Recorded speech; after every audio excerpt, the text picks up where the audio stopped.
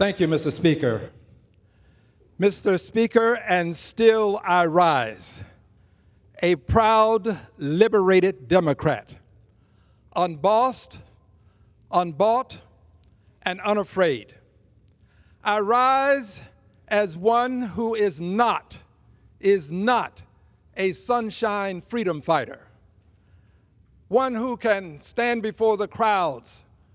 This is what a sunshine freedom fighter does. Stand before the crowd, plenty of people to surround you, and receive the cheers.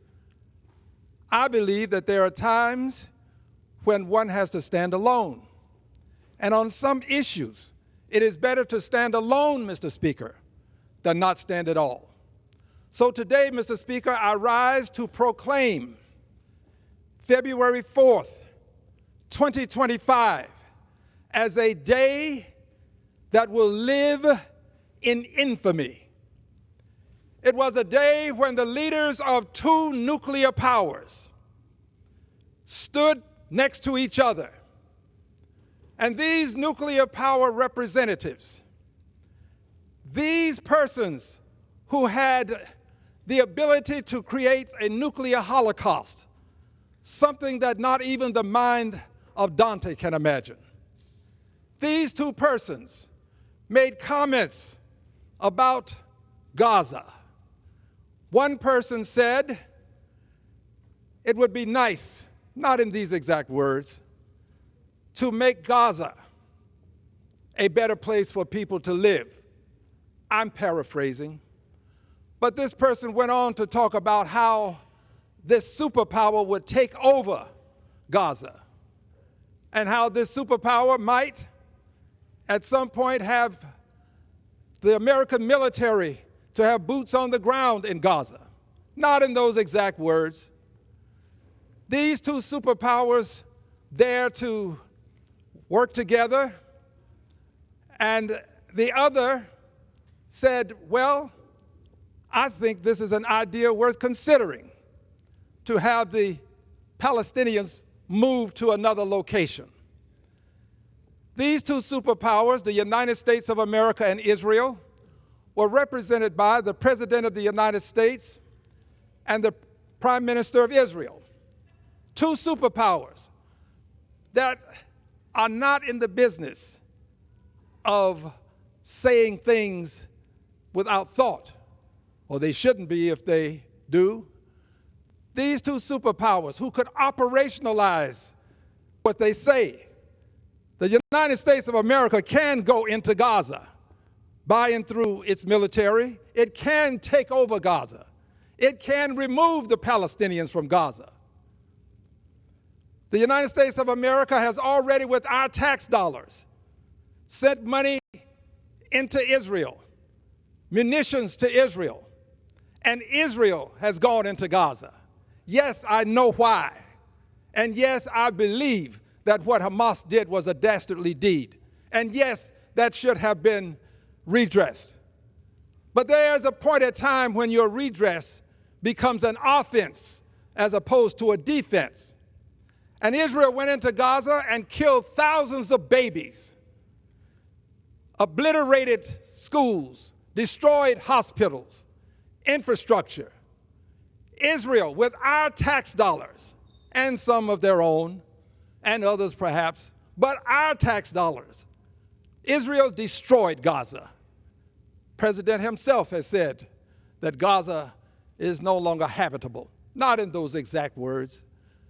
Israel, the United States of America, represented by their various agents, now indicating that Gaza can be taken over. But I marveled, quite frankly, at something that happened. The President of the United States of America said, I've talked to everybody, and everybody that I've talked to, they agree. Well, apparently the Saudis didn't agree. Apparently the Jordanians didn't agree.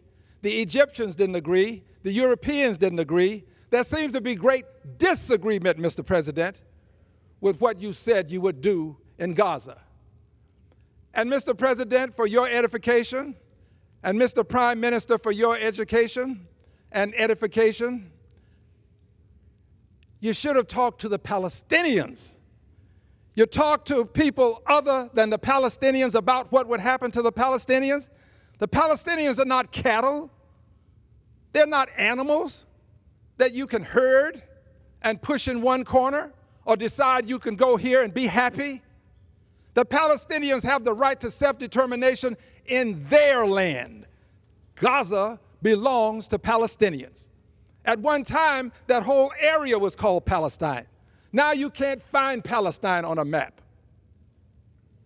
I want you to know, Mr. Netanyahu, that what you said when you said this was worthy of consideration, you were agreeing with what the President of the United States said, and I want both of you to know that this act, what you were proposing, was ethnic cleansing.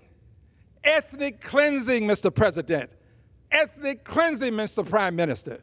The two of you, superpowers, we are a global superpower, the United States of America. Israel is a regional superpower. You can operationalize what you say. You ought to be careful about the things that you say when you are speaking about the lives of other people. And I want you to know, the two of you, that what you have done cannot be erased. It is indelible. It is indelible. It is a stain on Israel, and it will be a stain on Israel from now until the end of times. People will remember that the Prime Minister of Israel, the Prime Minister of the state that passed a law that said that from the river to the sea, there will be no Palestinian state. That's what the Israel Knesset did. The Prime Minister of Israel has agreed that the Palestinians could be taken away or moved, and that the United States could take over Gaza. Mr. Prime Minister, Mr. President, what you have done brings shame onto both countries, and I love my country, but you have brought shame on it. That doesn't mean that I don't still love it, because I love what it stands for. I salute the flag, say the Pledge of Allegiance, sing the national anthem. But the greatness of America is not in whether I will do these things. The greatness of America is in whether we will appreciate and allow people who do not do these things to have the freedom to do them. But what I'm saying to both of you is this. You brought shame on your respective countries, the United States of America and Israel. And that shame is something that you cannot walk back. You can't crawl it back. You can't slither it back. You brought shame on two great countries, and I assure you that it will live on your records and live in the annals of time forever. A day that will live in infamy, February the 4th. But it also calls to mind something else. It calls to mind now how this didn't just start on February 4th, 2025. It started in 1948 when the United States of America was the first country to recognize Israel as a country. And when we did it, we did not recognize a state for the Palestinians. That was the genesis of it. And it has now come to fruition that the Israelis, by and through their prime minister, desire to have us take over Gaza. This is shameful.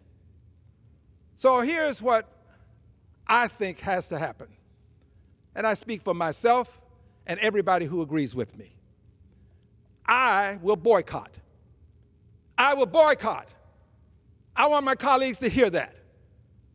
You have put us in a position such that if we disapprove of this kind of invidious discrimination and harm that's being perpetrated, that we can't say anything about it. I'm saying I will boycott. My first boycott will take place when there's a vote on sending more money, more tax dollars to Israel. If you bring a standalone bill to the floor, I'm going to boycott. with my vote. I will not vote to send another dime to Israel. Israel has to do more than simply say, well, what we said the other day was not a big deal. We were just talking about a temporary relocation. That's not what you said. And we're not going to let you crawl that back. So I'm going to boycott. I know that there are persons who believe that to say that is somehow inappropriate. Well, I'm saying it live here and now. I will boycott. And I also understand that if I or you or you or you and someone else, any two of my colleagues, took to a podium and have it televised, and if you would say, I believe we ought to buy Israel and we ought to relocate the Israelis, I believe that if you said that, you'd never live it down.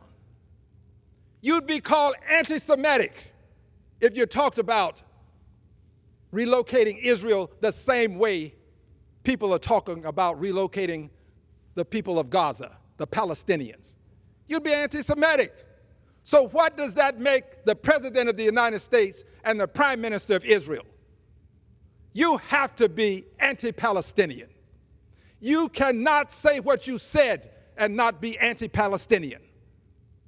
This day is going to live in infamy. This will be forever a part of your history. Anti-Palestinian. But it didn't just start on that moment in time. It had to be a part of the Knesset of Israel. When they voted to not have a Palestinian state west of the Jordan. That's another way of saying from the river to the sea, there will be no Palestinian state. You can't say that in this country. If you say that, you will be labeled an anti-Semite.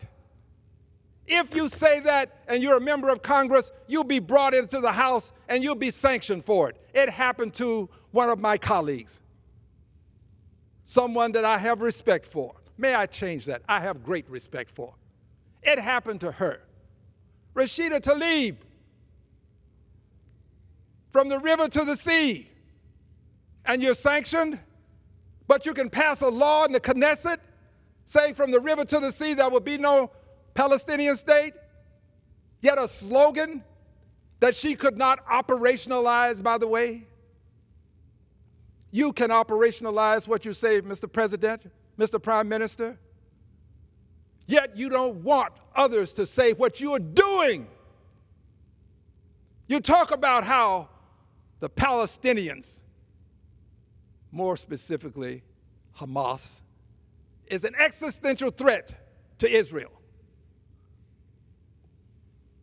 You, Mr. President, and you, Mr. Prime Minister, are not just an existential threat. You are operationalizing that threat. You are, as I speak and as you spoke, making your plans to take over Gaza.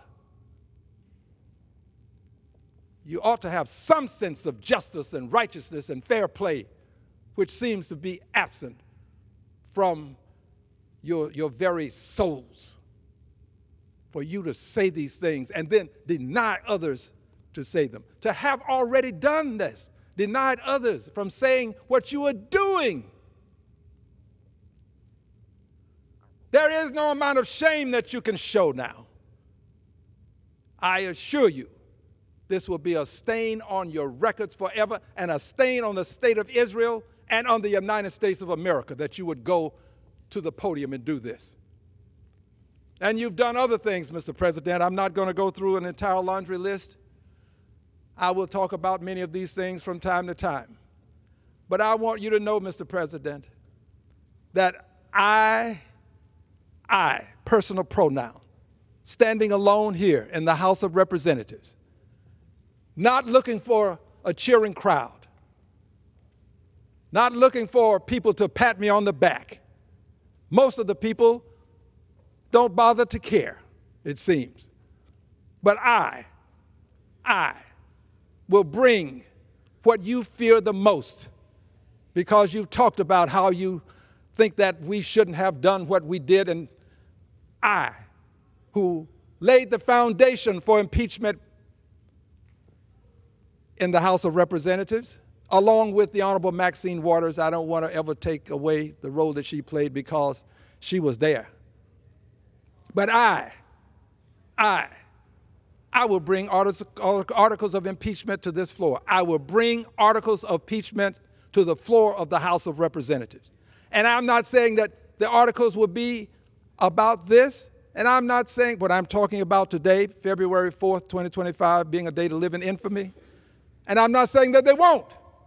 I'm not going to say what will be in those articles now, because those articles will become a reality on the floor after a passage of time.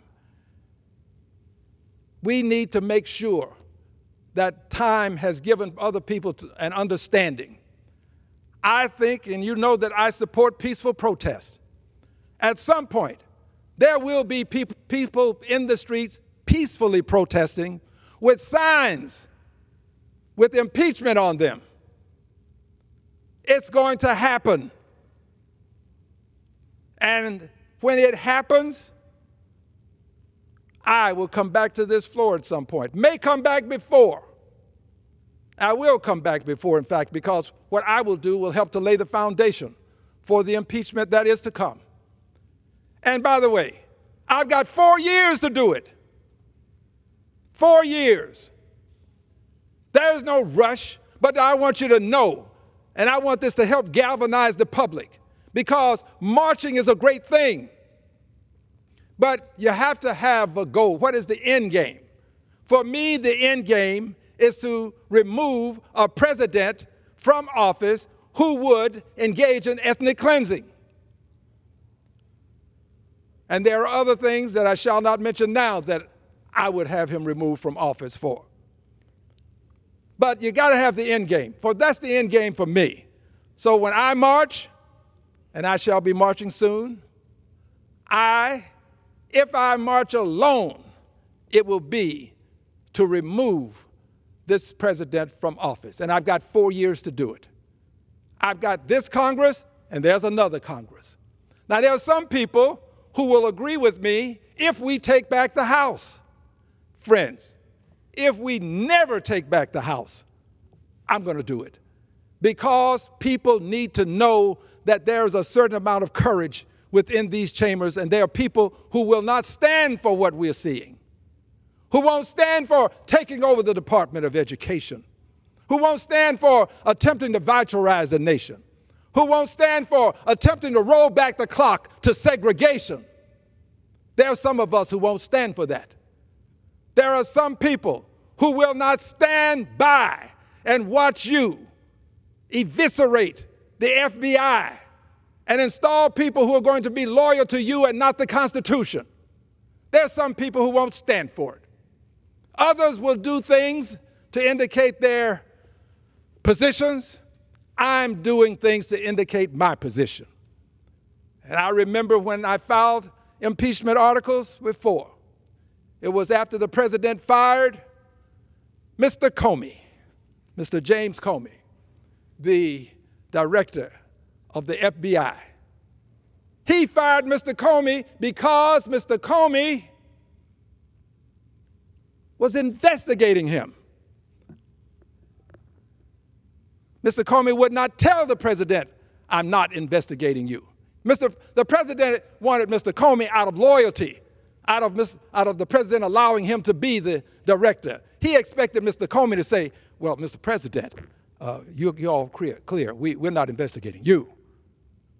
Well, he fired Mr. Comey, and we did not impeach him for that.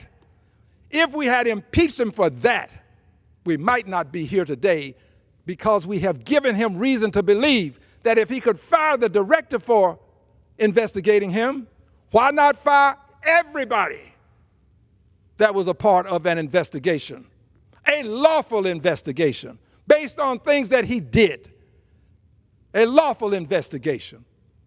He believes he can do it. We cannot allow this kind of injustice to go unnoticed. We cannot take this notion of we'll get to that when appropriate at a later time. Now is the time to stand up to injustice. Now is the time to let people know that you got the guts, the courage, the moral turpitude, the strength of your convictions. Stand up for your country.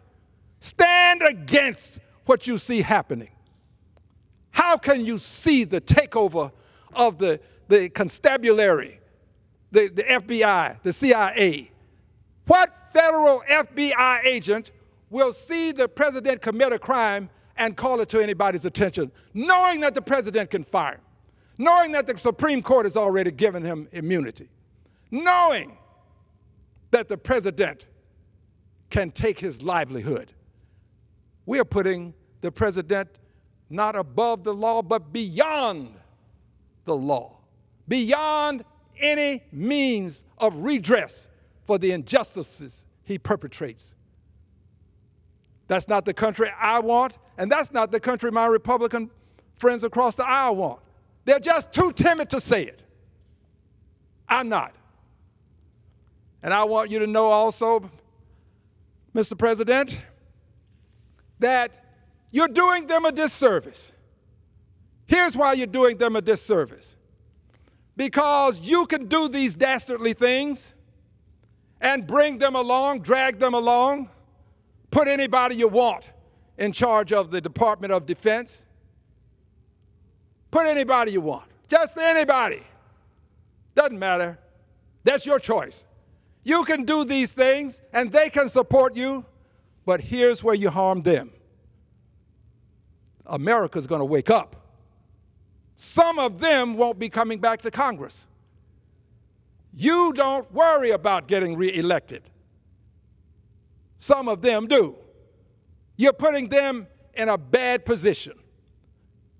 Someone will say, well, Al Green, you may not come back to Congress. If I don't come back, I will know that before I left, I spoke truth not only to power, but about power.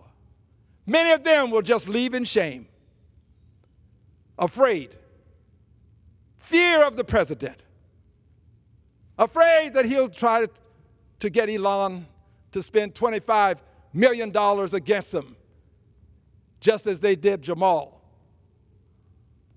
just as they did Corey.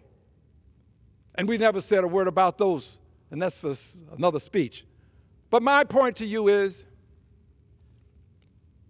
we cannot allow this kind of injustice to go unnoticed. And I assure you that what you have done to bring shame on yourselves, what you have done, Mr. President and Mr. Prime Minister, to disgrace the countries that you represent, will live in infamy, and it will live in the records of the Congress of the United States of America. Not only by virtue of this speech, but also by written words that will be placed in the record, so that those who look through the vista of time, when they look upon this time, they will know who had the guts to stand here in the House of Representatives and call out your injustices. Mr. Speaker, I'm a person who's not afraid of what I have been and am now. I'm reaching my final comments. These are my final comments. I've said I'm a liberated Democrat, unbought, unbossed, unafraid. I'm also woke. Not in the sense that my colleagues have redefined the words to suit their unjust means, but in the sense that it has been defined more specifically in the sense that you can find it in a dictionary. I am awake and I understand injustice and prejudice. I know what it looks like. I had the Klan to burn a cross in my yard. I know what it sounds like. I've been called ugly names. I know what it smells like. I had to go to the back door in my lifetime in restrooms that were never cleaned, it seems. And I know what it hurts like because I have felt the pain myself of invidious discrimination. So I am woke. I know injustice when I see it. And what occurred on February 4th was an injustice. So I am woke, and I have this flag. This is my favorite T-shirt. I took a picture of it rather than wear it on the floor. I am woke, and the flag says I love my country. In spite of all this, what this country has done to me, I still love my country because I love what it stands for, not the behavior that it exhibits at all times. And then I have Black Lives Matter. I am woke, and I want you to know that Black Lives Matter. And I'm saying I want you to know this because they do. Someone will say, but Al, don't you know that all lives matter? Yes, but when my mother was ill and she was in the hospital, and I spoke to the doctors, and I knew there were other people who were sick, but we were talking about my mother. And I didn't say, doctor, everybody's sick. I want you to go out there and help them all. I did want everyone to recover. But I knew the suffering of my mother. And so I explained to the doctor, I want you to take care of her. I want you to treat her with dignity and respect. I want her to be a patient that means something to you. My mother's life mattered. And if somebody had asked me, I would say, yes, my mother's life mattered. Well, Black lives matter. Black people suffered 240 plus years of slavery. Black people suffered 100 years of invidious discrimination after having suffered, and there are 95 graves in Texas to prove what I'm about to say. People were literally used with black codes to place them in jail. Then they would lease them out, and many of them would never, ever have freedom again. Convict leasing. 240 plus years of slavery. Years of convict leasing, black codes. And then 100 years thereabout of invidious discrimination known as segregation, which was really racism by any name. So Black Lives Matter. I have to say this because invidious discrimination against black people still exists. And if I don't have the courage to say that Black Lives Matter, who should? I was elected by a good constituency, many of whom are black. I fight for Latinos. I fight for the LGBTQ community. I fight against the anti-Islamics. I fight for justice for all, including women, justice for all, including all of the various religious groups. But that doesn't mean that I can't tell you that Black Lives Matter because of the suffering that black people have endured and still endure. And Black Lives Matter because America is not a meritocracy. I hear my colleagues talking about how we should not have any DEI programs because this is a meritocracy. But find another reason. It's not a meritocracy. If America were a meritocracy where the most qualified person would get the job, you'd have somebody else as Secretary of Defense. It's not a meritocracy. It is a country currently where conservative, white, wealthy men have power and where they're willing to use it. Black Lives Matter. I am woke, and I'm proud to be an American. And I will close with the remedy for all of these problems. Mr. Speaker, here's the remedy for all of these problems. They're found in a poem that I did not write. a poem. The style of the poem is the cold within. The cold within. It speaks to what we shouldn't do, and in understanding what we shouldn't do, we can understand what we must do. People of goodwill. The cold within. 6 humans trapped by happenstance in black and bitter cold. Each one possessed a stick of wood, or so the story's told.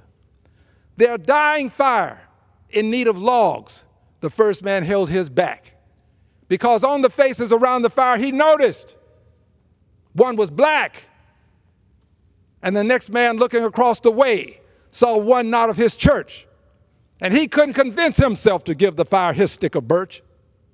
The third man sat in tattered clothes. He gave his coat a hitch. Why should his stick of wood be put to use to warm the idle rich? And the rich man just sat back and thought of all he had in store and to how to keep what he had earned from the lazy, shiftless poor. And the last man of the forlorn group did not accept for gain. Giving only to those who gave was how he played the game. Their logs held tight in death-still hands.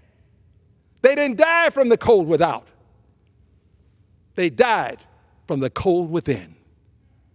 My dear brothers and sisters, people of goodwill, eliminate the cold within your hearts. Unite to fight the injustices that can cause us to lose our country. I yield back the balance of my time.